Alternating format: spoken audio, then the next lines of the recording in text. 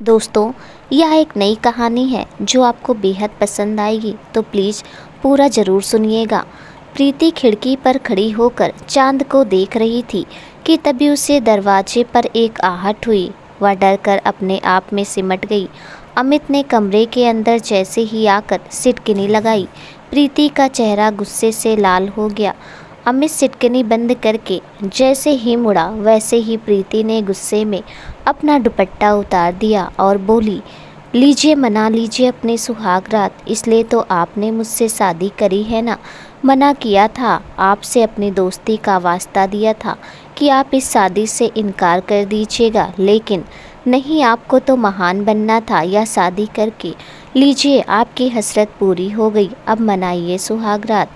अमित को उसकी यह बातें तीर की तरह चुभ रही थी। उसने झुककर प्रीति का दुपट्टा उठाया और उसको उड़ाते हुए कहा, रात बहुत हो गई है, तुम सो जाओ। यह कहते हुए उसने बेड से तकिया उठाई और एक चादर उठाया और जाकर काउच पर लेट गया, लेकिन नींद उसकी आंखों से कोसों दूर थी।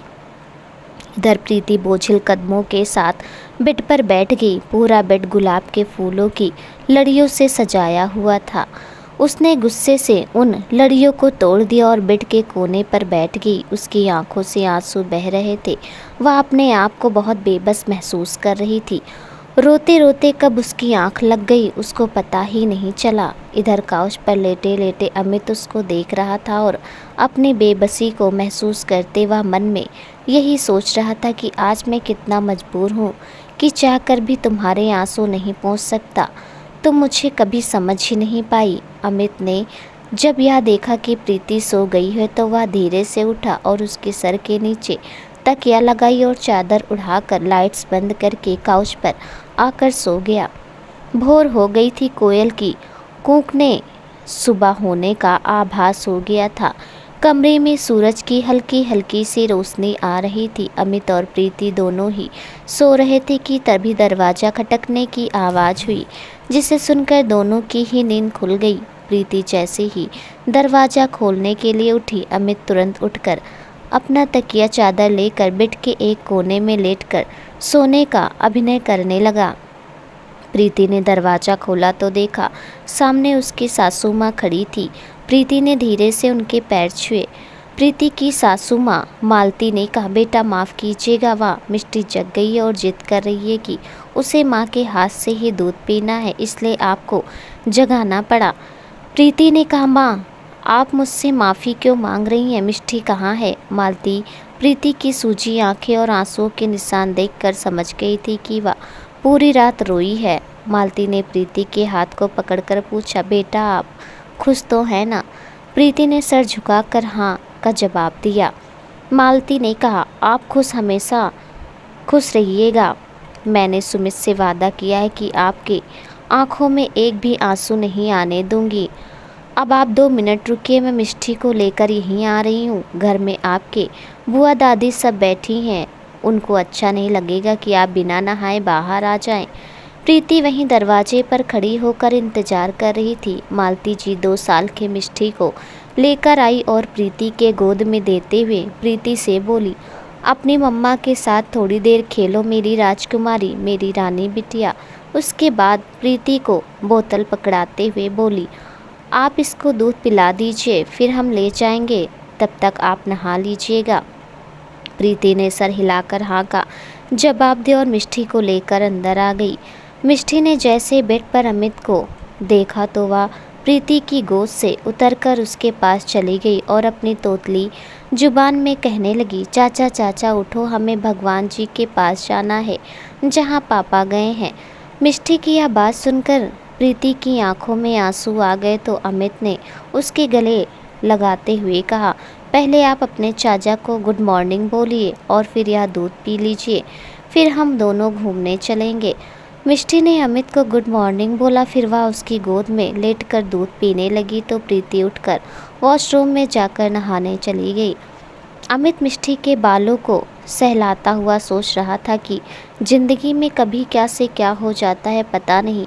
इन 6 सालों में मेरे साथ क्या से क्या हो गया, मुझे पता ही नहीं चला। जिसको पाने की उम्मीद ना थी वह इस तरह मेरा हुआ कि मेरा होकर भी वह मेरा ना हो पाया। जिसे सबसे ज़्यादा प्यार करता था, वह भाई मुझे यूं छोड़कर चला गया। जो कभी सोचा नहीं था वह हुआ। अगर यही होना था इस तरह से होगा। तुम्हें भोले बाबा से मांगा जरूर था, पर वह तुम्हें इस तरह देंगे या कभी ना सोचा था। उन्होंने तुमको मेरी झोली में डालने के लिए मेरे भाई को चुन लिया।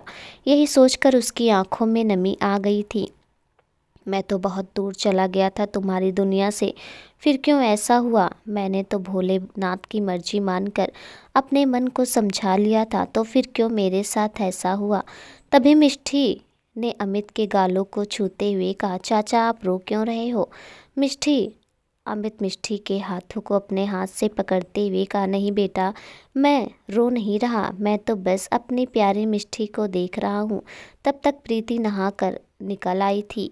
उसने पीले रंग की चुनरी प्रिंट की साड़ी पहनी थी। उसके गीले बालों से पानी टपक रहा था। उसने जैसे ही ड्रेसिंग टेबल के सामने बैठकर सिंदूरदानी उठाकर अपनी मांग भरनी चाहिए, उसकी आंखों से आंसू निकल आए। अमित ने प्रीति का उदास चेहरा देखा नहीं गया तो वह मिष्टी को लेकर बाहर चला गया। प्रीति ने अपनी मांग भरते हुए सिंदूरदानी को रख दिया और सुमित की फ़ोटो के आगे जाकर रोने लगी। क्यों छोड़कर चले गए आप मुझे? क्यों नहीं मैं आपके नाम का सिंदूर भर सकती हूँ? क्यों मुझे किसी और के नाम का सिंदूर भरना पड़ रहा है? अमित जब कमरे के बाहर आया तो सब लोग हॉल में बैठे थे।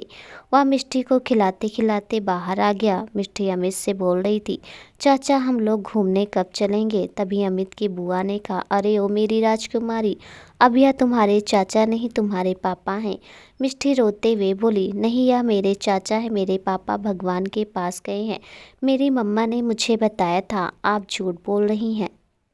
मिष्टी के यह बात कहने पर कि यह मेरे चाचा हैं, मेरे पापा भगवान के पास गए हैं, सभी की आंखों में नमी आ गई। मिष्टी की यह बात सुनकर अमित ने अपने पापा विजय से कहा, पापा जब हम बड़े इस नए रिश्ते को समझ नहीं पा रहे तो वह तो एक छोटी बच्ची है। यह कहकर वह मिष्टी को लेकर बाहर चला गया। अमित के जाने के बाद विजय ने अपनी माँ से कहा, माँ मिष्टी एक छोटी बच्ची है, उसे इस तरह मत कहो, वह धीरे धीरे समझ जाएगी। थोड़ी देर बाद मालती रसोई में नाश्ता बना रही थी कि प्रीति रसोई में उनकी मदद करने के लिए आ गई और चुपचाप उनकी मदद करने लगी। प्रीति की खामोशी मालती जी को बेचैन कर रही थी। उनको वह 3 साल पहले वाली प्रीति याद आ गई, जो बहुत ही हंसमुख और चंचल स्वभाव की थी, पर एक हादसे ने इसे क्या से क्या बना दिया। हंसना तो जैसे या भूल ही गई है। अपनी सासू माँ की आवाज़ पर मालती का ध्यान भंग हुआ। अरे मालती, नाश्ता क्या दोपहर के खाने के समय दोगी? आई माँ कहकर मालती बाहर नाश्ता लगाने लगी। प्रीति भी चाय लेकर उनके साथ बाहर आ गई। तभी अमित मिष्टी के साथ बाहर से जलेबी लेकर आ गया। मिष्टी अमित की गोद से उतरकर प्रीति की गोद में चली गई और बोली, माँ चाचा ने मेरे लिए जलेबी ली है और तुम भी खाओ। चाचा कह रहे थे कि तुम्हारी मम्मा को भी जलेबी बहुत पसंद है। तो प्रीति ने अमित की ओर गुस्से से देखते हुए कहा, मिष्टी जलेबी खाना आपकी मम्मा ने छोड़ दी है। उसकी बात सुनकर अमित ने कहा, माँ मैं नहाने जा रहा हूँ। यह कहकर वह अपने कमरे में चला गया। अमित कमरे में जाकर सुमित की फ़ोटो के आगे खड़े होकर नम आँखों से बोला, क्यों भाई आप चले गए? उसकी नफ़रत नहीं बर्दाश्त हो रही मुझसे। यह कहते हुए वह पल याद आ गया। फ्लैशबैक। अमित जैसे ही डाइनिंग टेबल पर बैठा, माँ नाश्ता लगाइए देर हो रही है। तभी सुमित भी आ गया और अमित कैसा है? गुड मॉर्निंग भैया। देखिए नाश्ता अभी तक नहीं आया, पता नहीं दोनों क्या कर रही हैं रसोई में। विजय भी आकर बैठ गए। दोनों के साथ बड़ी अच्छी खुशबू आ रही है। तभी प्रीति रसोई से बाहर आते हुए बोली, हाँ पापा यह खुशबू है गरम गरम जलेबियों की, जो आज मैंने बनाई है, लीजिए। उसके बाद सुमित को जलेबी देते हुए बोली, आप खाइए, बताइए कैसी बनी है। सुमित ने जलेबी खाते हुए कहा, तुम बनाओ और अच्छी ना बने, ऐसा हो सकता है क्या? तभी प्रीति ने अमित को ज़बरदस्ती जलेबी खिलाते हुए कहा, खाओ देखो, मुझे तो जलेबी बहुत पसंद है, अब तुमको रोज़ जलेबी खाने को मिलेगी वर्तमान में। तभी माँ की आवाज़ से अमित वर्तमान में वापस आ गया। अमित नाश्ता करो आकर, प्रीति इंतज़ार कर रही है। अमित जी माँ कहकर तुरंत नहाने चला गया। थोड़ी देर बाद जब वह नहा के आया तो बाल बनाते समय मन में सोच रहा था कि प्रीति आज हमसे इतनी नफरत करती है कि उसने अपनी पसंद भी बदल दी है। डाइनिंग टेबल पर प्रीति और मालती दोनों ही अमित का इंतजार कर रही थी। प्रीति दादी माँ के कहने से अमित का इंतजार कर रही थी, क्योंकि उनका हुक्म था कि प्रीति पति से पहले पत्नी खाना नाश्ता नहीं करेगी। अमित देरी से आने की माफ़ी मांगते हुए कुर्सी खिसका कर बैठ गया। मालती जी जैसे अमित को नाश्ता परोसने के लिए उठी तो वैसे ही दादी माँ ने तुरंत मालती को टोक दिया, कब तक तुम अमित का ध्यान रखोगी? अब उसकी पत्नी है तो अब वह उसको नाश्ता परोसेगी। प्रीति चुपचाप नाश्ता परोसने लगी और अमित उसके चेहरे को देख रहा था। उसका चेहरा भाव विहीन था। अमित चुपचाप नाश्ता करने लगा, वहीं प्रीति और मालती भी नाश्ता करने लगी। अमित की नज़रें प्रीति के ऊपर थी, जो नाश्ते की प्लेट पर चम्मच बस इधर उधर कर रही थी और कुछ भी नहीं खा रही थी। मालती ने जब प्रीति से कहा, बेटा नाश्ता तो कर लीजिए, तो प्रीति ने कहा, माँ मुझे भूख नहीं है, मैं कुछ काम है तो मैं कमरे में जा रही हूँ। प्रीति जैसे ही जाने लगी तो दादी माँ ने टोका, जब तक पति नाश्ता करे तब तक पास बैठकर उससे बातें करनी चाहिए। यह बात तो तुझे पता होनी चाहिए, क्योंकि यह तेरी पहली शादी तो नहीं है ना।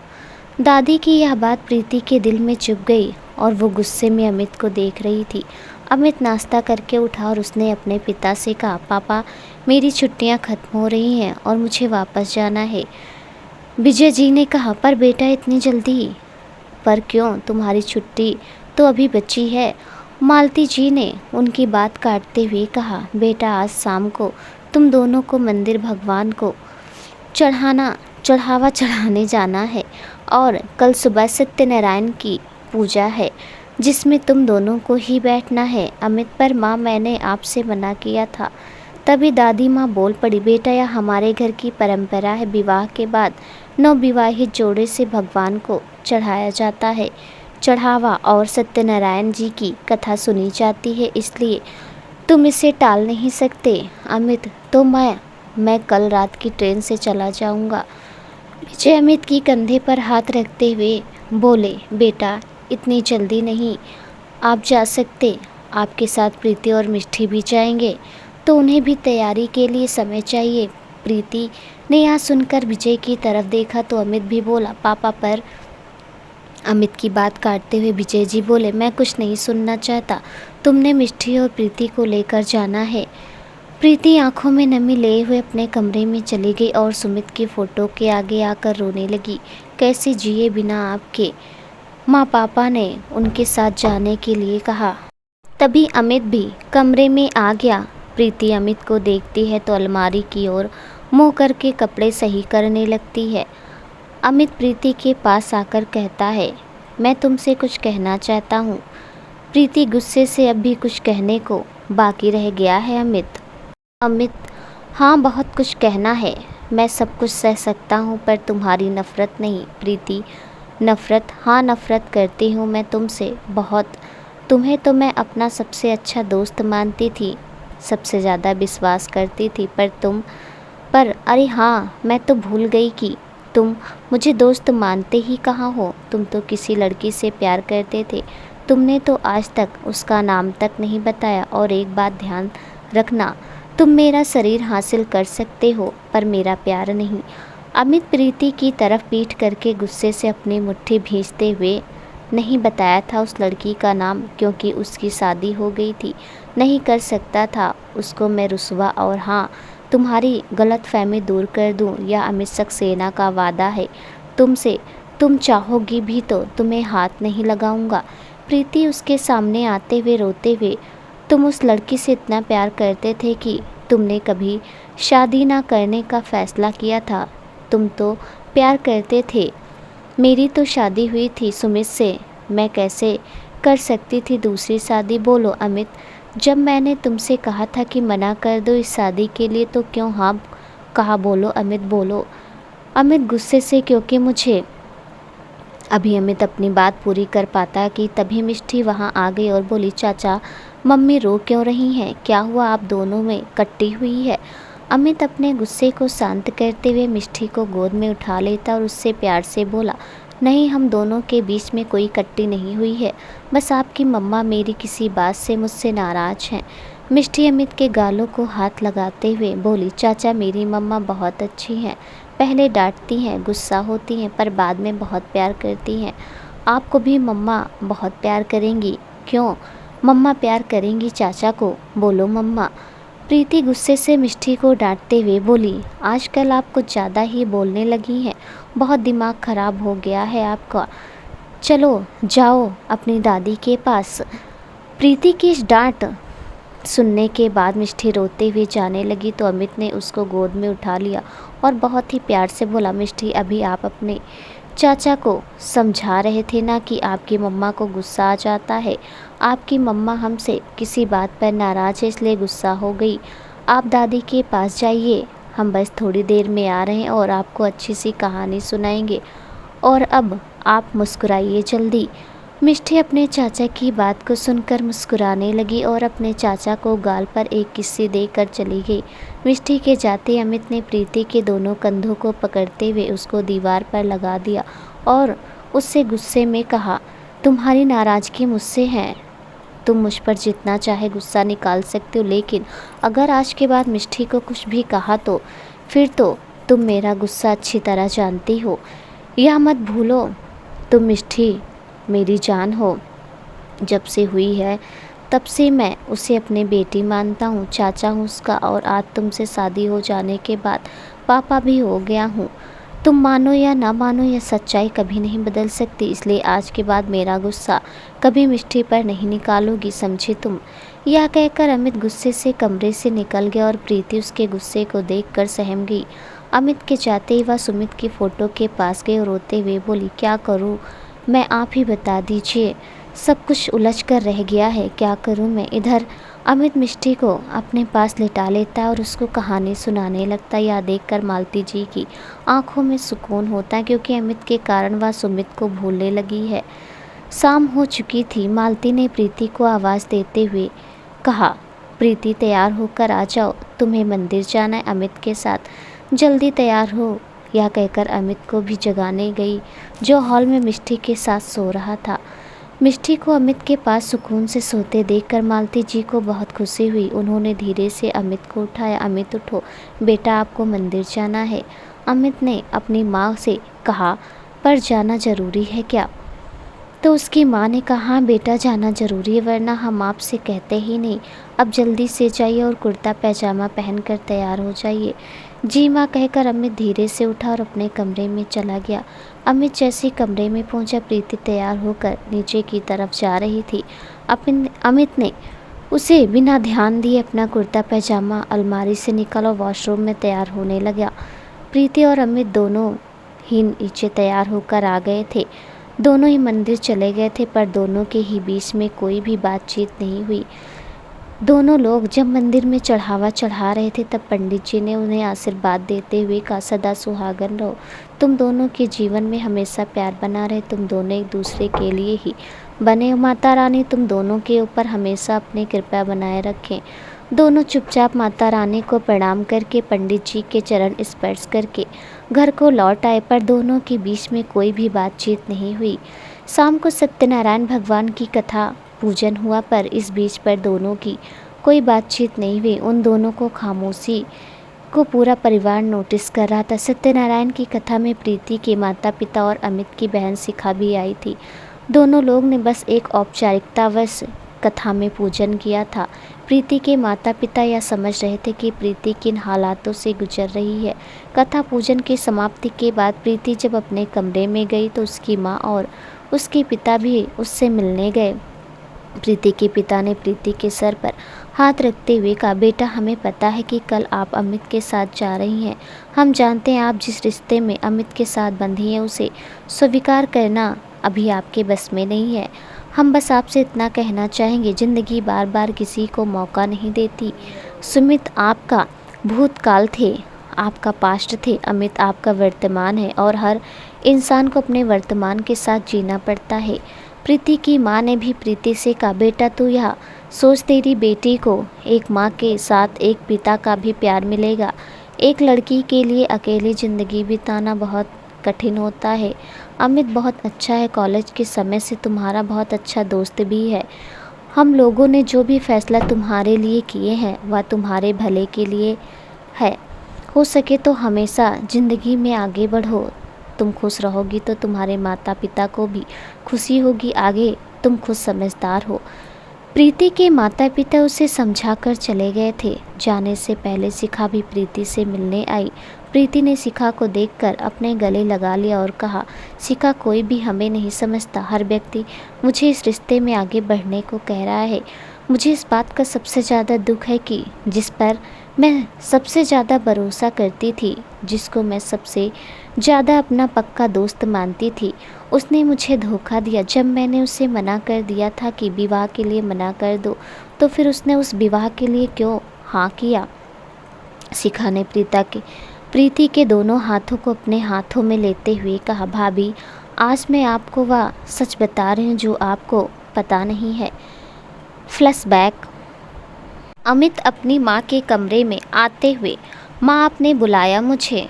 मालती जी ने अमित की तरफ मुँह किया और बोली, हाँ बेटा, हमें आपसे कुछ बात करनी है। अमित अपनी माँ के हाथ को पकड़ के, हाँ बताइए क्या बात है। मालती उसके हाथ को पकड़े हुए बेड पर बैठ जाती हैं और कहती हैं, अमित, हम आपसे कुछ मांगे तो आप इनकार तो नहीं करेंगे? अमित, आप ऐसा क्यों कह रही हैं? क्या मैंने आपकी कभी किसी बात को टाला है? मालती, तो बेटा फिर प्रीति से शादी कर लो, यह मैं चाहती हूँ। अमित ने उनकी बात काटते हुए कहा, माँ, मैं आपसे पहले ही कह चुका हूँ, मैं यहाँ शादी नहीं कर सकता। फिर आप क्यों ज़बरदस्ती कर रही हैं? मालती, अमित, तुम यहाँ शादी इसलिए नहीं कर सकते क्योंकि वह एक विधवा है और उसकी 2 साल की बच्ची है। अगर वह विधवा हो गई तो उसका क्या कसूर है? अमित अपनी जगह से खड़े होते हुए, माँ, आप जानती हैं कि बात यह नहीं है। मालती, तो फिर क्या बात है अमित? और मैं कुछ सुनना या जानना नहीं चाहती।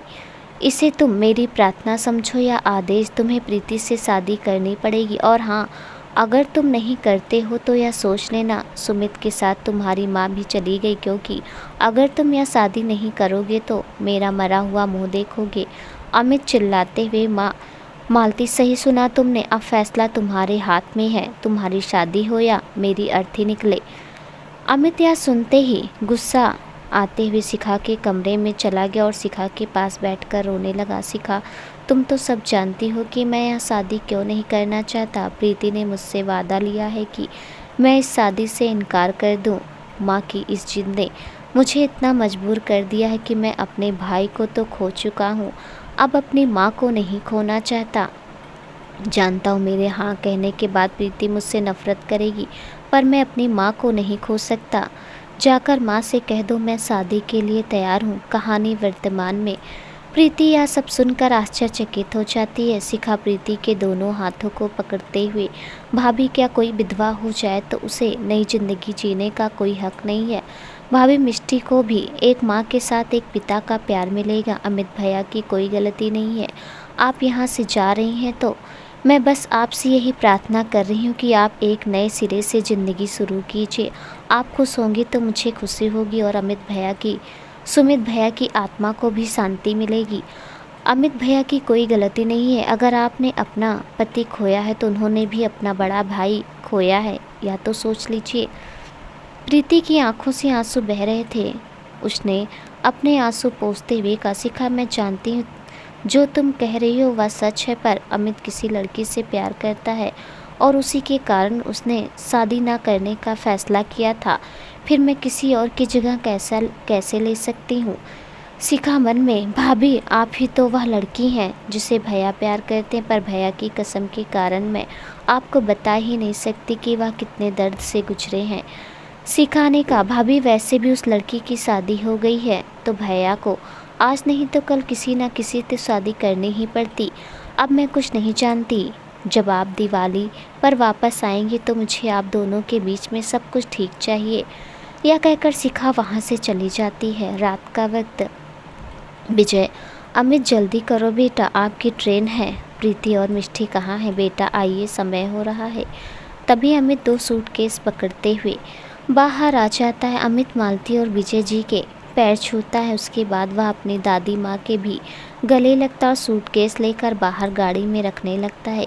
प्रीति अपनी दादी माँ के पैर छूती है, उसके बाद मालती और विजय के पैर छूती हैं। मालती प्रीति को गले लगाते, बेटा अपनी नई जिंदगी पुराना सब कुछ भूल कर प्रारंभ करो।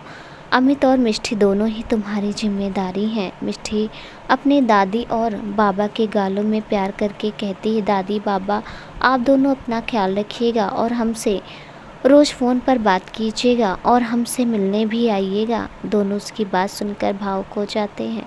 शिखा अपनी माँ से, माँ मैं भाभी और भैया को छोड़ते हुए अपने घर चली जाऊंगी। गाड़ी में आगे संजीव, शिखा के पति और अमित बैठे थे। प्रीति, मिष्टी और शिखा पीछे बैठे थे। संजीव गाड़ी चला रहे थे। रेलवे स्टेशन पहुंचकर सब लोग प्लेटफॉर्म पर पहुंचे। गाड़ी अपने राइट टाइम थी। अमित संजीव के पैर छूता और शिखा को गले लगाते हुए कहता है, माँ पापा का ध्यान रखना, बीच बीच में उनसे मिलने जाती रहना। शिखा भी उनसे अपना ध्यान रखने को कहती है। प्रीति दोनों से नमस्ते करते हुए गाड़ी में बैठ जाती है। मिष्टी बुआ आप मेरे यहाँ छुट्टियाँ में ज़रूर आना। शिखा की आंखों से आंसू आ जाते हैं और वह उसके गाल पर किस्सी करती है और कहती है, मैं जैसे ही टाइम मिलता है तुमसे मिलने वहाँ ज़रूर आऊँगी। अमित प्रीति से कोई भी बात नहीं करता है। प्रीति अपनी बर्थ पर मिष्टी को लेकर लेट जाती है और अमित ठीक सामने वाली बर्थ पर होता है और वह भी लेट जाता है। अमित लेटे लेटे अपने कॉलेज के दिन याद करने लगता जब प्रीति उससे पहली बार मिली थी। फ्लैशबैक। अमित अपनी क्लास में बैठा पढ़ रहा था कि तभी अचानक से एक लड़की अंदर आई जिसने सफ़ेद रंग का घेरदार सूट पहना था और उस पर लाल चुन्नी ली थी। एक लंबी चोटी, छोटे मोटे झुमके और माथे पर छोटी सी बिंदी। उसके चेहरे पर बहुत घबराहट थी। उसने टीचर से पूछा, मे आई कम इन सर। अमित तो उस लड़की को देखते ही खो सा गया था। टीचर ने बोला, इतनी लेट कैसे, नाम क्या है तुम्हारा? उस लड़की ने बोला, सर सॉरी सर, मैं न्यू एडमिशन हूँ। मेरे पापा कुछ दिन पहले ही यहाँ ट्रांसफ़र होकर आए हैं। मुझे बीच में ही कॉलेज में एडमिशन लेना पड़ा।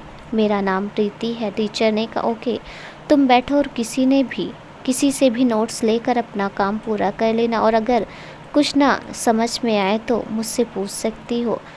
प्रीति ने थैंक यू सर कह के पीछे की ओर देखा। क्लास में सिर्फ अमित के पास एक सीट खाली थी। प्रीति वहाँ बैठ गई।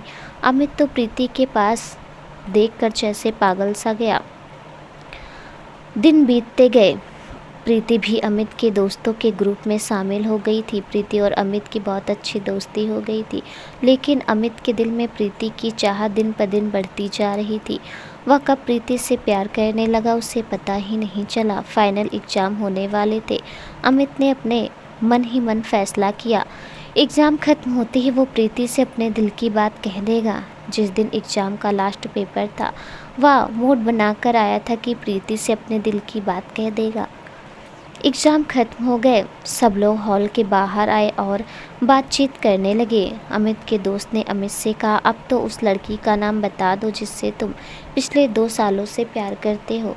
अमित ने कहा, मैं उसका नाम तुम सबको बताऊंगा और उससे मिलवा भी दूंगा, पर आज सबसे पहले मैं उसे प्रपोज करूंगा। प्रीति ने उससे कहा, वाह आज आप उसे प्रपोज करेंगे? हम भी तो देखें खुश नसीब कौन है जिसको हमारा दोस्त इतना अधिक प्यार करता है। अमित ने मन ही मन कहा, जिसे मैं प्यार करता हूँ उसको तो मेरे प्यार का अंदाज़ा ही नहीं है। मेरा दिलबर मुझसे कुछ पूछ रहा है कि मैं किससे प्यार करता हूँ।